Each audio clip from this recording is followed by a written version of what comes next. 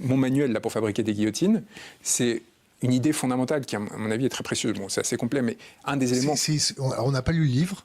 C'est une boutade, c'est pas une boutade, c'est une référence historique, c'est un appel à la violence. Moi, je pense que j'ai compris. En fait, j'ai mis l'expérience des Gilets jaunes m'a beaucoup marqué, moi aussi. Comment ça s'appelle le bouquin ?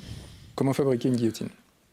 En gros, on n'est pas rentré à l'Élysée parce qu'on ne savait pas quoi faire, ni en termes programmatiques, ni en termes de moyens. Que vous n'étiez pas invité. On n'était pas invité, mais on avait les forces de l'ordre qui reculaient. J'étais là. Et si on voulait, on y serait rentré. De la même façon que quelques semaines plus tard, M. Griveaux devait prendre les jambes à son cou pour partir du porte-parole du gouvernement. Ce qui est un geste symbolique magnifique.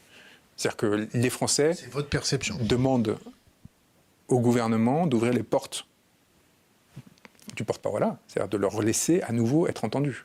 C'est symboliquement, et il ne touche évidemment à personne, et il ne casse rien et compagnie. C'est juste pour symboliquement ouvrir ce palais de la République qui leur appartient.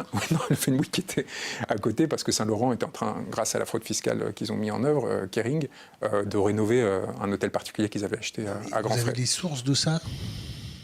Ah oui, c'était rendu public, il y a une procédure en cours. Alors pourquoi je suis assez embêtant pour les personnes à qui on est opposé, c'est qu'ils m'ont donné tous les instruments pour ne pas commettre d'erreur à ce niveau-là. Je fais très attention. C'était peut-être une erreur d'ouvrir une porte de ministère au Fenwick. Mais c'était symboliquement la chose la plus belle qui puisse arriver, vous vous rendez compte ou pas ?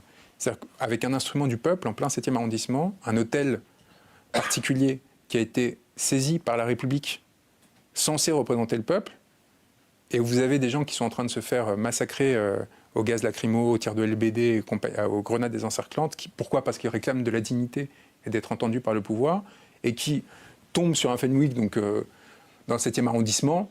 On ne s'attend pas à ce que quelqu'un cherche à voler un Fenwick. Donc les mecs ont laissé les clés sous le truc de ils ouvrent, ils se disent putain, ils marchent.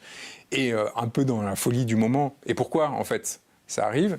C'est parce qu'ils étaient allés manifester, ils étaient venus toute la France, ils étaient allés manifester devant l'Assemblée nationale, ce qui est quand même plutôt légitime. Et ils s'étaient fait sortir à 10h du mat. Et donc vous pensez que vous sortez des milliers de personnes qui sont venues de toute la France pour manifester, pour réclamer qu'on les protège, ainsi de suite, et vous pensez qu'ils vont rentrer chez eux à 10h. Je suis l'avocat du diable. Mais vous pensez qu'ils vont rentrer chez eux à 10h30 du mat ? On dit et rentrer voir leur famille et dire en fait j'ai pris la voiture toute la nuit ou le bus ou le train, je sais pas quoi, mais non. Du coup ils commencent à errer dans le quartier des ministères, le 7e arrondissement. Et, miracle, non seulement ils tombent sur le Fenwick, mais ils tombent sur la petite plaque de Benjamin Griveaux, du porte-parole du... Celui, rappelez-vous, qui disait moi, la France de ceux qui fument des gitanes et roulent en diesel, c'est pas ma France.